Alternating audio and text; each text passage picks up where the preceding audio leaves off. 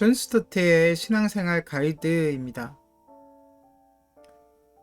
오늘은 어제 방송에 이어서 왜 성경을 믿어야 하는가 그 두 번째 시간입니다. 원래 어제와 오늘 2시간에 걸쳐 이야기하려고 했는데요. 그 중요성과 또 길이 때문에 다음 방송까지 3편으로 나누어서 이야기하도록 하겠습니다. 이왕이면 어제 오늘 방송 분과 목요일날 방송하는 분까지 이어서 제가 모아놓을 테니까요. 꼭 봐주시기 바랍니다. 왜 성경을 믿어야 하는가? 예수님과 달리 구약 성경을 낮게, 다시 말해 비교해서 신약 성경보다 못한 낮게 보는 태도는 보통 잘못된 것이 아닙니다. 제자가 스승보다 낫지 못하다라는 관점에서 볼 때도 그렇습니다. 신약의 저자들은 구약 성경에 대해 예수님과 동일한 존경심을 갖고 있었습니다. 그 예로 디모데후서 3장 16절 모든 성경은 하나님의 감동으로 된 것이라고 말씀하고 있습니다. 여기서 모든 성경이란 신약 성경이 아닌, 그 당시에는 신약 성경이 없었죠. 구약 성경을 이야기합니다.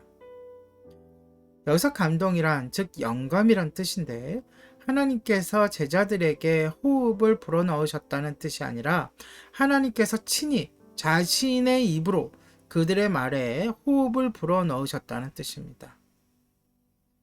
이것이야말로 성경의 이중저작설에 대한 극적인 비유라고 할 수 있습니다.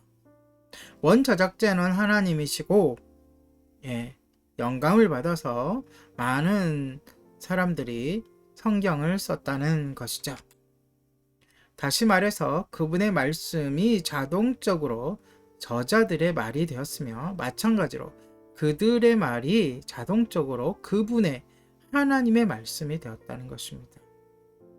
예수님은 구약 성경을 믿으셨을 뿐만이 아니라 신약 성경의 저수를 준비하셨습니다.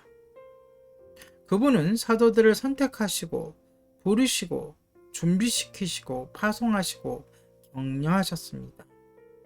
그 과정에서 필수적으로 성경이 쓰여지게 된 것이죠.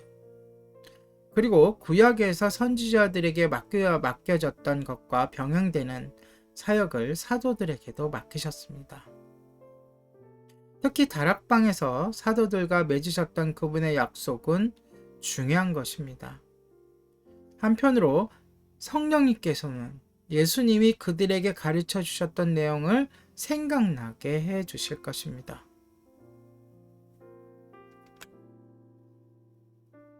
그리고 다른 한편으로 주님이 그들에게 가르쳐 주기를 원하셨건만 그들이 받아들일 수 없었던 모든 진리 가운데로 인도해 주실 것입니다. 이처럼 생각나게 하시고 인도해 주시는 성령의 사역에 대한 보충적인 약속들은 복음서와 서신서에서 두드러지게 성취되었습니다. 예수님의 이야기를 전하는 복음서에 대하여 우리가 확신 있게 그 신뢰성을 받아들여야 할 이유는 여러 가지가 있습니다. 무엇보다 먼저 복음서의 저자들은 정직한 그리스도인들이었으며 그들에게 진실은 중요하였을 뿐만이 아니라 그들은 글 속에서 자신들의 성실함과 공평함을 증거하고 있습니다.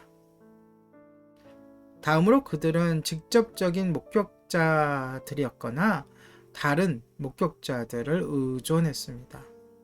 더욱이 네 복음서는 흔히 이야기되는 것과는 다르게 모두 1세기 문서입니다.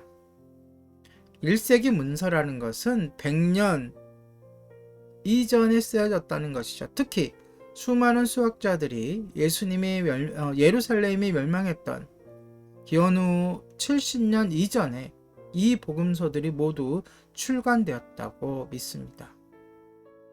이렇듯 사건들과 그것들에 대한 기록 사이에 격차가 짧아진 이유는 교회가 복음 전도와 개종자들의 교육을 위해 예수님의 말씀과 행적을 활용한 데서 비롯되었습니다.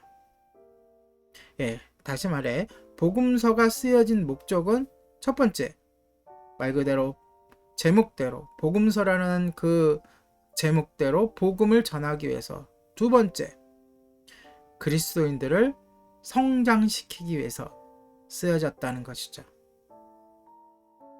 게다가 우리는 현재 수많은 사본과 역본 그리고 원본의 인용문들을 보유하고 있기 때문에 원문의 그 원문을 정확하게 재구성할 수 있습니다. 이것에 대해서는 좀 어려운 단어죠. 존 스토트가 당시의 신학자이기 때문에 어려운 단어로 썼는데요. 제가 재해석하지 않고 그대로 옮겨 적기 때문에 여러분들에게는 좀 어려울 수도 있습니다. 좀 더 구체적으로 좀 더 자세하게는 다음 방송 시간에 이어서 계속하도록 하겠습니다. 왜 성경을 믿어야 하는가? 그 두 번째 시간, 오늘의 신앙생활 가이드였습니다.